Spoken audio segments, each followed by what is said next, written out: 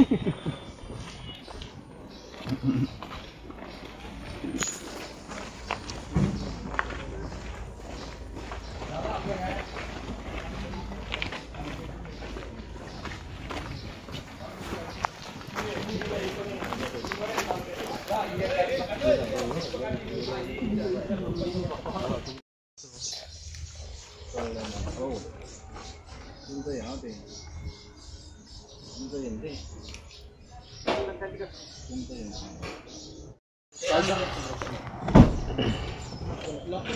है, एग्जाम किशोर कुठे?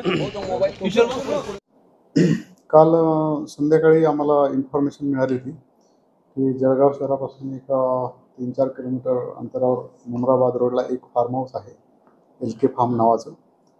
त्या ठिकाणी जे कॉल सेंटर आहे, बोगस कॉल सेंटर, ज्याच्यामध्ये वेगवेगळ्या कंपनीचे एजंट असल्याचे बनाव करून परदेशी नागरिकांना फसवलं जातं अशी प्राथमिक माहिती मिळाली होती. रात्रीच्या वेळेला हे कॉलिंग करतात. त्याच्यावरून आम्ही माननीय पोलीस अधीक्षक जळगाव यांना त्याच्याबद्दल कल्पना दिली होती. त्यांच्या मार्गदर्शनाखाली, त्यांच्या आदेशावरून आम्ही जे पथक आहे अधिकाऱ्यांचे ते तयार करून सदर ठिकाणी आज साधारण 1 वाजेच्या दरम्यान छापा टाकला. तर त्या ठिकाणी आपल्याला सदर जी बातमी आहे ती खरी असल्याचं आढळून आलं. त्याची आम्ही खातरजमा केली. तर त्या ठिकाणी 31 लॅपटॉप मिळालेले आहेत. पूर्ण एका हॉलमध्ये ते एक कॉल सेंटरचंच त्याला रूप दिलेलं आहे. 24 क्युबिकल्स आहेत. 31 तिथं लॅपटॉप मिळाले आणि सगळा जो सेटअप आहे पूर्ण, तर त्याच्यामध्ये 1-2 सिस्टीम आपल्याला ओपन मिळालेल्या होत्या.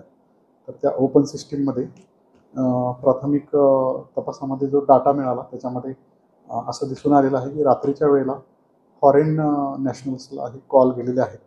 त्याच्यामध्ये ॲमेझॉन, वेगवेगळ्या अशा प्रकारच्या कंपन्या किंवा इतर ठिकाणचे अधिकृत एजंट असल्याचं दाखवून काहीतरी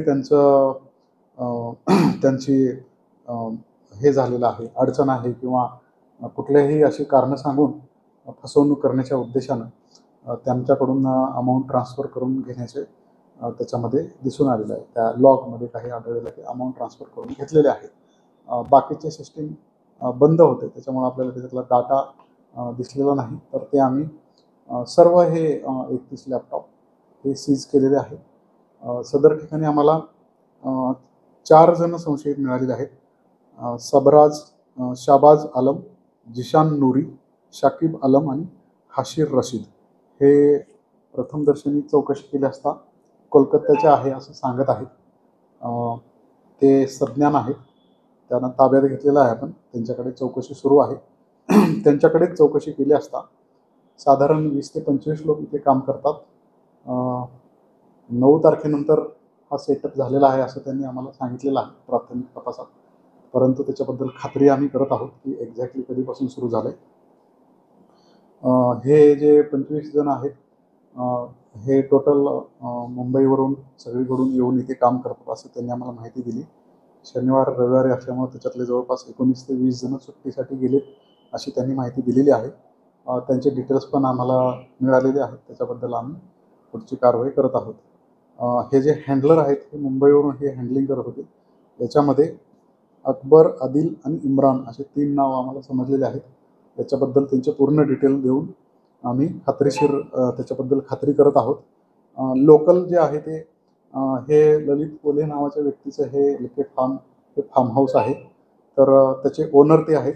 त्यांना आम्ही ताब्यात घेतलेलं आहे. नरेंद्र चंदू आगारिया आणि राकेश चंदू आगारिया हे 2 व्यक्ती तिथे हे सर्व करण्यासाठी मदत करत होते. त्यांचा सहभागही दिसून आलेला आहे.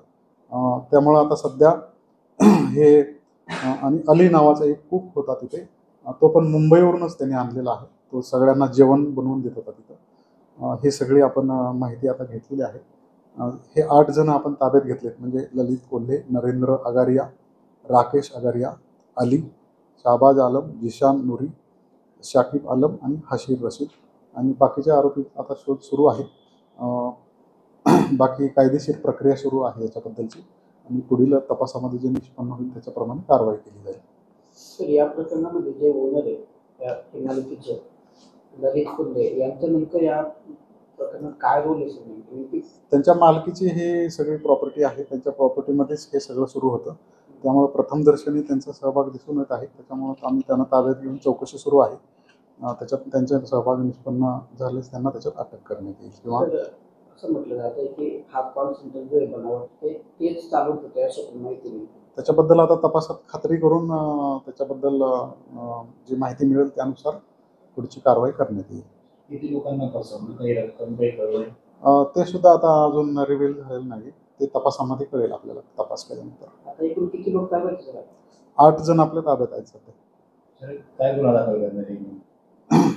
त्याच्यामध्ये आता FIR चे काम सुरू आहे. त्यानुसार त्याच्यामध्ये जे जे इन्ग्रेडियंट आहेत त्यानुसार कलम त्याच्यात लावून हा गुन्हा दाखल करण्यात येतो.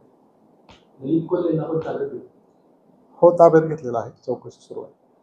गांधी तीर्थ निसर्गाच्या सानिध्यात महात्मा गांधींच्या जीवनावरील जगातील पहिले मल्टीमीडिया म्युझियम. आजच भेट द्या. गांधी तीर्थ, जैन हिल्स, जळगाव. अधिक माहितीसाठी www.gandhifoundation.net वर व्हिजिट करा.